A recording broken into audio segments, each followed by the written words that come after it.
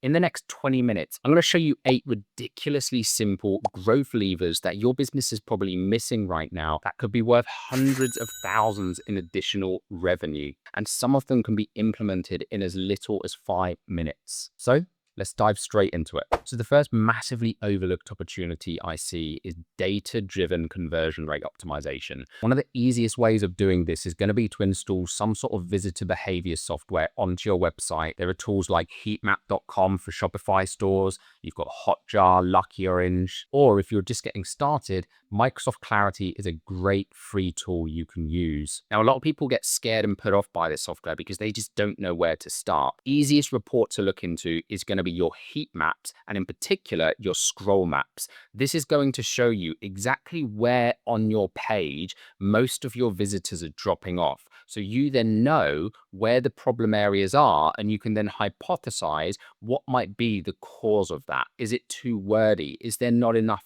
information people are seeing earlier on?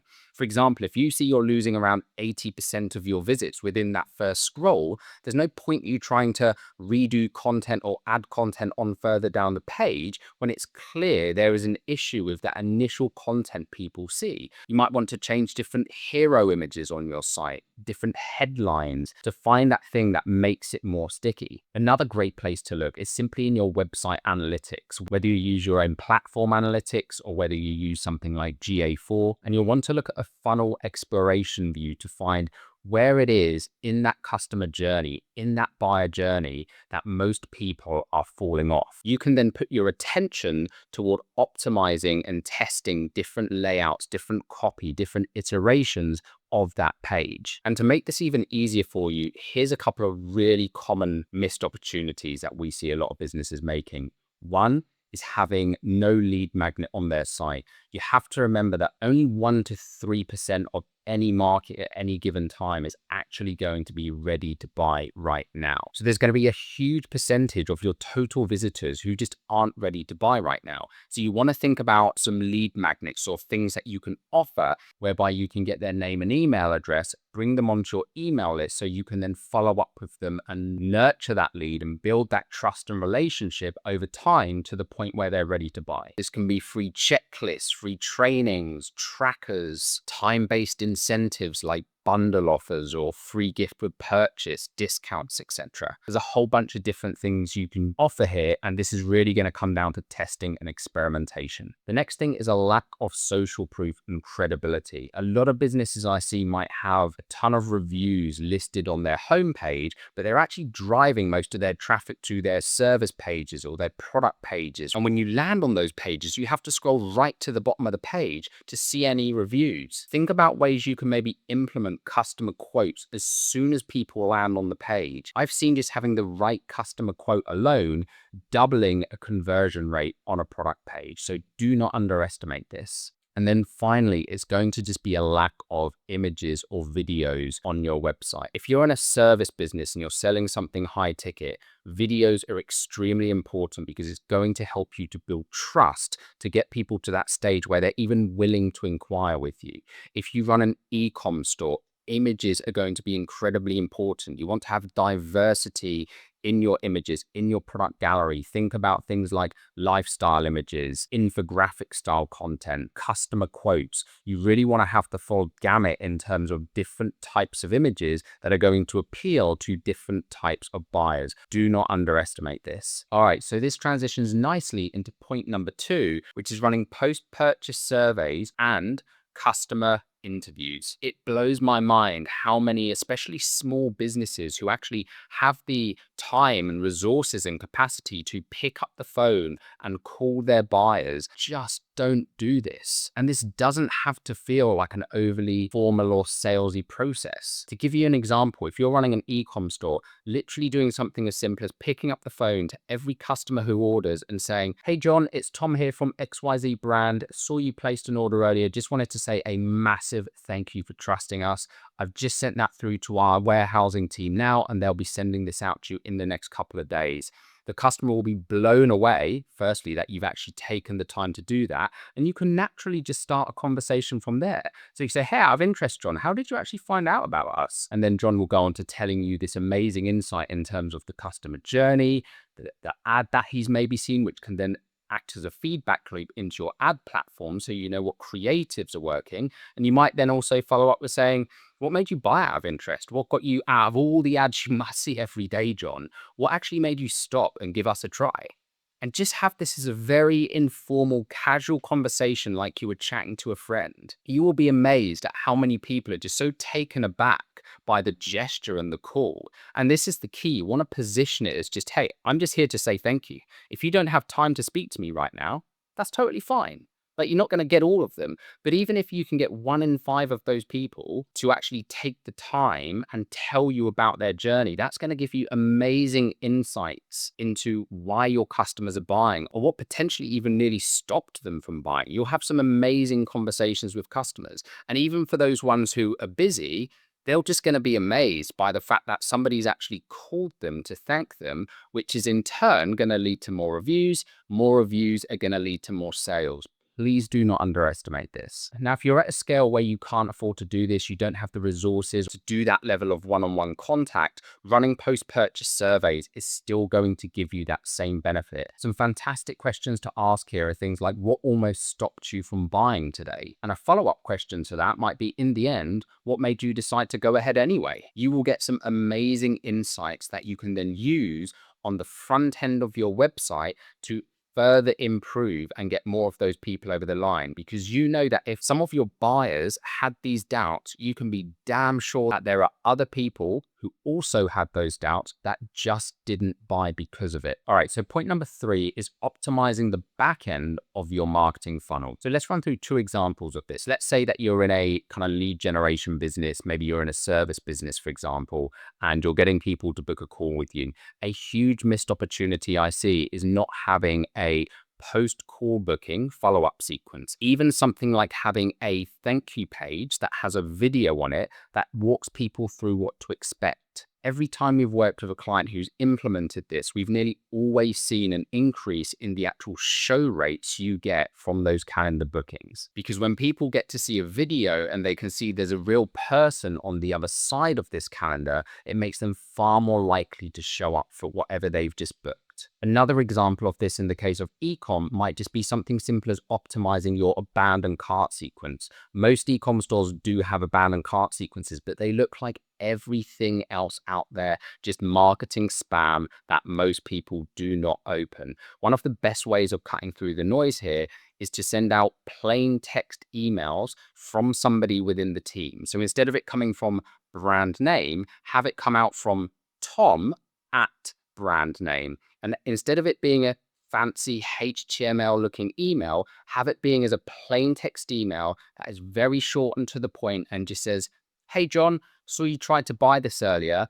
Did something glitch out at checkout? Here, if you need anything, let me know. You will be amazed at how many more responses and purchases you will get from this email, because it is a pattern interrupt to what people are used to seeing. All right, so point number 4 is omni-channel retargeting. Now, that might sound fancy, but this doesn't need to be anything complex. Omni-channel basically just means that you're running retargeting on as many platforms as possible. The reason this is important is because you're giving yourself more ability to stay front of mind, because you're going to be following people around on Google assets like YouTube, Gmail, Google search. If you're running meta retargeting, you can then show up on Instagram and Facebook. If you're more in the B2B space, you'll also want to have LinkedIn in there as well. So people are seeing you everywhere. This does 2 things. 1, again, it keeps you front of mind, but 2, it also builds up this kind of essence of brand fame where people feel like they're seeing you everywhere. So it actually enhances the credibility that your brand has. It's crazy to me how many businesses I speak to where they get most of their sales in through organic. Maybe they've got fantastic SEO. Some businesses I speak to are doing tens of millions every year purely from organic channels. So they think they don't need to do any paid advertising. But again, when you think only 3% of those visits are probably actually going to go on to buying, it is a huge missed opportunity not to be following up with that 97% of traffic you have generated who are now going to be being retargeted by your competitors if it's not you. Another bonus tip here, if your business is built on a recurring revenue model, maybe you have a subscription model, is to upload a list of all of your churned members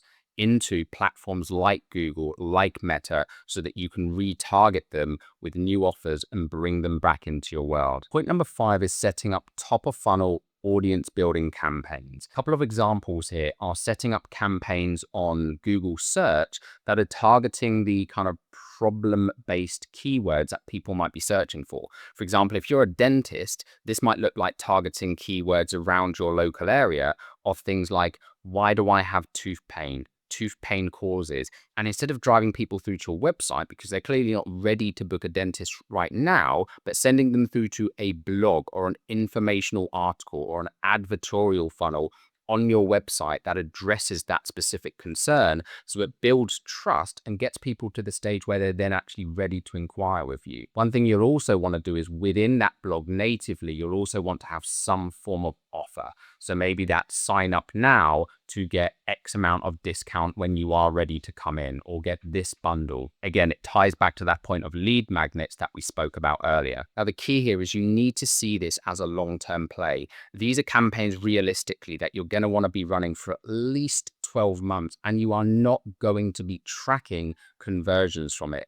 The goal here is that you're building a pipeline of customers who are going to convert later down the line. Another example here might be running ads on conversational platforms like X or Reddit, which both have extremely low CPMs, meaning you can get hundreds of thousands of eyeballs on your content, on your brand for very little cost. And all you're doing at this stage is you're looking to plant that seed. You're looking to speak to people who are earlier in their buyer journey, to educate them, to introduce them to your brand, so that when they see your ads later in the funnel, or they maybe see retargeting campaigns from you, they are now far more likely to convert. All right, so point number 6 is direct mail. Now, you might think I've gone crazy here, but hear me out. In a world where every business is trying to run Google ads or Facebook ads to grab people's attention, direct mail can be one of the most effective ways of cutting through the noise, because not many businesses do it anymore. However, there is a way of doing this right.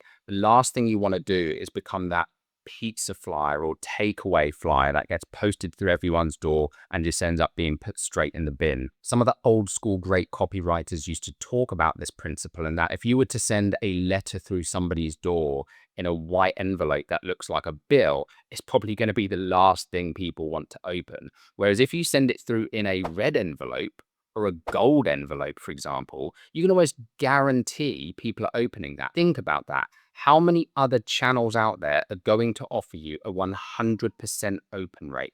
And this can be something as simple as just sending it out in a specific envelope color that is designed to grab the attention of your audience. These can work fantastically well as reactivation campaigns, or bringing back customers who haven't bought from you in a while, or who have maybe churned. There are even companies out there like Impact who will actually create handwritten letters for your customers or for your subscribers and handle that entire process for you. All right, so point number 7 is re-engagement and sunset sequences. It blows my mind the amount of times we look at a business's email stack and we look at how many of their active subscribers have actually stopped opening emails. And even if we drill down and look at people who have received 5 emails in the past 120 days, there's normally a significant percentage who haven't opened a single email. The issue comes where a lot of ISPs and email providers, they are looking at those average statistics. And if they see that your emails have a very low open rate, this can actually impact your deliverability over time. So the sunset sequence is designed as a simple 3 or 4 step email where you're basically saying, hey, do you want to stay on the list or not? And if people don't reply or they continue to not open, you're just going to remove them. 1, you're probably going to save yourself a ton of money of contacts that you're currently paying for and are adding 0 value to your business. And 2, you're going to protect your domain deliverability. All right, so the final point is moving away from discounting. We've worked with so many businesses who on the surface are doing amazing in terms of revenue, but when we look at their profit margins, they are absolutely tiny to almost non-existent because they rely so heavily on discounting or reducing their pricing. The first thing you want to do here is to ask yourself, why does somebody buy from you?